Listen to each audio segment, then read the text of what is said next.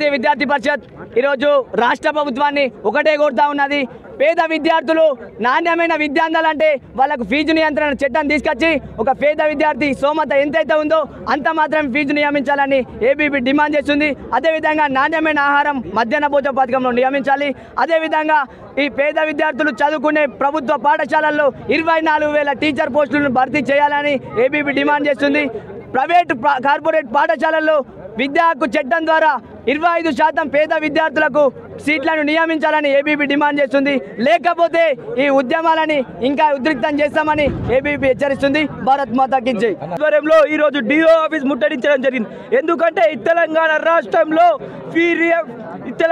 రాష్ట్రంలో ప్రభుత్వ పాఠశాలలో మధ్యాహ్న భోజనం సరైన భోజనం పెట్టడం లేదు. అదేవిధంగా ప్రభుత్వ పాఠశాలలో 24,000 పైగా టీచర్లు లేక విద్యార్థులు చదువుకు దూరం అవ్వడం జరుగుతుంది. అదేవిధంగా ఈ ప్రభుత్వం వెంటనే ఫీ నియంత్రణ చట్టం తీసుకురావాలా, విద్యార్థులకు న్యాయం చేయాలని ఏబీపీ డిమాండ్ చేస్తుంది. నిన్నాక మొన్న ఏబీపీ బంధుని పిలుపునిస్తే మా మీద అక్రమ క్రిమినల్ కేసులు పెట్టి మమ్మల్ని లోపల పెడుతున్నారు. అఖిల భారతీయ విద్యార్థి పరిషత్ మాకు ఏబీపీ వాళ్ళకి కేసులని కొత్త కాదు. వెంటనే అఖిల భారతీయ విద్యార్థి పరిషత్ వెంటనే కేసులని ఉల్టా తీసుకోకపోతే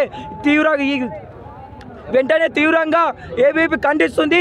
మా కేసులను కొత్త కాదని హెచ్చరిస్తున్నాం. ఖబర్దార్ రేవంత్ రెడ్డి, నేను వెంటనే గద్దె దించే వరకు అఖిల భారతీయ విద్యార్థి పరిషత్ పట్టుకోదని చెప్పి అఖిల భారతీయ. నమస్తే, నా పేరు శివ, ఏబీపీ జాతీయ కార్యవర్గ సభ్యుని.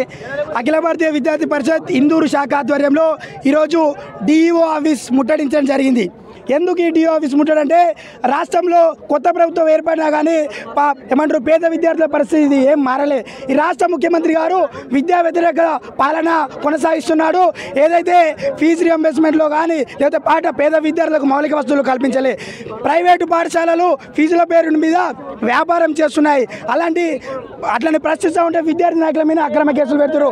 ముఖ్యమంత్రి గారు పేద విద్యార్థులకు న్యాయం చేయడం అడిగితే అక్రమ కేసులు పెడతారా ముఖ్యమంత్రి గారు? ఈ రాష్ట్రంలో ఎంతోమంది లక్షల మంది విద్యార్థులు ఎంతమంది మీద కేసులు పెడతారని మేము ప్రశ్నిస్తూ ఉన్నాం. నువ్వు కొత్త బంధు బ్రాండ్లు తెస్తున్నావు కానీ కొత్త టీచర్ లేరు ముఖ్యమంత్రి గానని ఈ వేదిక ప్రశ్నిస్తూ ఉన్నాం. ఇంకా రాష్ట్ర ముఖ్యమంత్రిని ఒకటే ప్రశ్నిస్తున్నాం, మీకు దమ్ముంటే చేతనైతే ప్రైవేటు పాఠశాలలపైన చర్యలు తీసుకోండి, డబ్బులు వసూలు చేస్తున్న అధికారులపై చర్యలు తీసుకోండి, కానీ విద్యార్థుల కోసం పనిచేస్తున్న ఏబీపీ నాయకులపైన కాదని మేము డిమాండ్ చేస్తున్నాం. ఏదైతే ఖాళీగా ఉన్న 24,000 టీచర్ పోస్టులను భర్తీ చేయండి. స్కావెంజర్లు, అటెండర్లు లేక పేద విద్యార్థులతోటి బాత్రూంలు గడిపిస్తూ ఉన్నారు. ఆ వాటిలపైన చర్యలు తీసుకోండి. మేము డిమాండ్ చేస్తున్నాం ఏబీపీ నుంచి. మిమ్మల్ని గద్దె దించే వరకు, పేద విద్యార్థులకు న్యాయం జరిగే వరకు ఏబీపీ ప్రశ్నిస్తూ పోరాడుతూనే ఉందని తెలియజేస్తా ఉన్నా. For more videos like this, subscribe Big TV channel.